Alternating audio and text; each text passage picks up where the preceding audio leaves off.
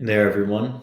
In this video, I'm now going to cover creating a quote and generating that contract in CPQ, but for a lease up property.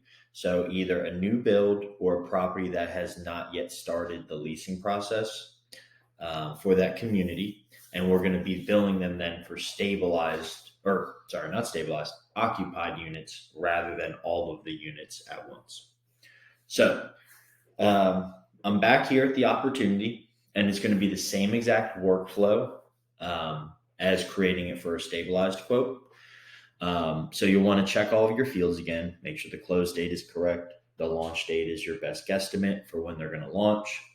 The structure type, property class, the location is important, as well as the occupancy state on the community as well. So you will only be able to generate a lease up contract if the occupancy state on the community is in fact a lease up. That is the main driver here. So just make sure that that is correct. So once you verify all of those, just like last time, we're going to hit new quote. Once we're here, give all of these a good one over to make sure they're correct. Then we'll go ahead and click save. Awesome. Once that's created, then we'll click on the quote itself that was just generated. Once we navigate to the quote, same process as last time. We'll hit add or edit products. And now is what starts the changes between a lease up and a stabilized deal.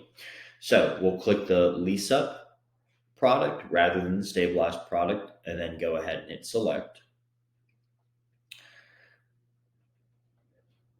Now, this section does look, I don't want to say vastly different, but pretty different because there's no more month 1 through 24. None of those are segmented out.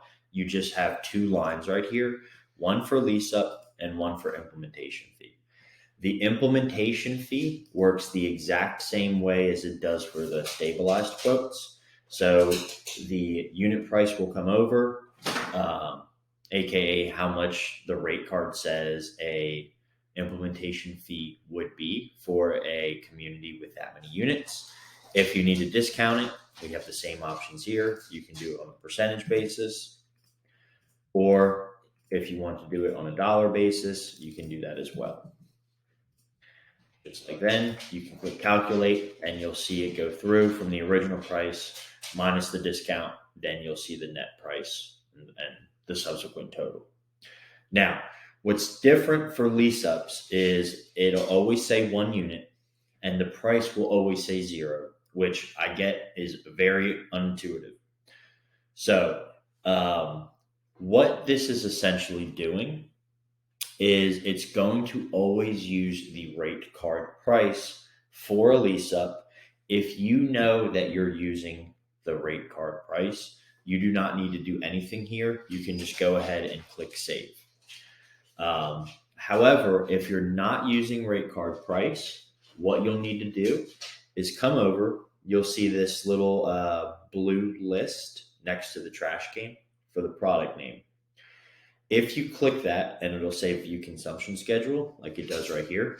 If you click that, what is it? It's then going to do is show you the price that we will use for lease ups, depending on the product or the community's tier. Give me 1 second here. Never record with your dog in the room. All right. So, if it is a tier 1 community, currently in 2022, we use a $20 price per unit. Tier 2 is 16. Tier 3 is 14. Now, if you're doing a tier 2 community, which is our example in this case, and we want it to be $16, we wouldn't have to mess with this at all. We could just hit back to quote and hit save. Now, if you are going to change the price, what you need to do is click the little pencil icon next to price and change that, say we're going to do $15.50 in this case. You'll see that changes. We'll click update. Those changes are then applied. And then what we're going to do is hit back to quote and hit save. Once you hit save, it'll then take you to the quote, back to the quote. And a little nuance to lease ups themselves is that product section that we just went through does not write back to the contract 100%. What we just edited is just for our billing team to know, hey, we're going to charge this much for every single month for occupied units. However, the contract that we generate is actually going to use some fields that are down here in this financials section. In this financials section, there are three main fields that you want to make sure are correct for lease ups in particular. And it's going to be these first three ones here that says actual lease up rate, stabilizes at, and stabilized rate. These read verbatim on the contract, and they link to the contract just as the contract reads.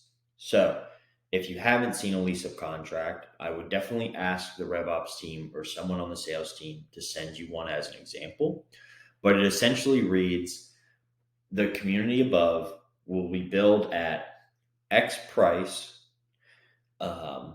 until the property reaches either 92% occupancy or 12 months have passed since the property went live, at which time it will be billed X price per unit. And that's exactly how these three fields work. So if we said the property above is going to be billed at $1,550 per unit until the building hits, and then it's going to be, this is the 92% occupancy. It will always default to 92% on a quote. However, sometimes communities want to negotiate this. And so if they said, hey, we don't want to be billed at 100% occupancy until we hit 94%, then we'll add that in there. So you can edit that here. However, the 12-month limit will always stay in place. So it'll read, they'll be billed $1,550 until they hit 94% or 12 months have passed. And then they will be billed at whatever this rate below is. So if they're just going to be billed $1,550 the whole time, then we'll just keep these both at $1,550. But this gives you the option to say, hey, while you guys are leasing up, you will be billed at X rate. Once you fully stabilize, then you will be billed at the rate down here. So I'll go ahead and click save. It is super important that you update the fields here, because when we come up to hit generate document and it generates a lease up contract, the contract is going to use these three fields right here. And that's the only difference between a lease up and a stabilized quote, is that you need to choose the lease up product. Make sure that you have the correct price for whatever tier you're using. So if it's a tier 3 community and you're not using rate card, you need to make sure that the tier price is correct. And then down here, this is very, very simple to update. And then same thing as the last video that you just watched. If you send that contract over to the customer and they want to negotiate, you can always come back to hit add or edit products. If you need to change the price, you'll come here, you'll update the price once more. So say they're going to just 15 flat. I'll hit update, go back to the quote. I'll hit save. And then we just need to make sure we come down here and update it here as well. I would like to get to the point where we automate, if you change it in one place, it changes it to the other, but we're just not quite there yet. So as long as this video that you're watching says to update it in both places, that's what we will have to do. And then once you make those updates, you'll hit generate document once more, and it will give you the updated contract with the new pricing. So thanks for taking the time to watch that. As always, if you have any questions, please reach out to the revenue operations team and we'll be sure to get you squared away. Thanks again.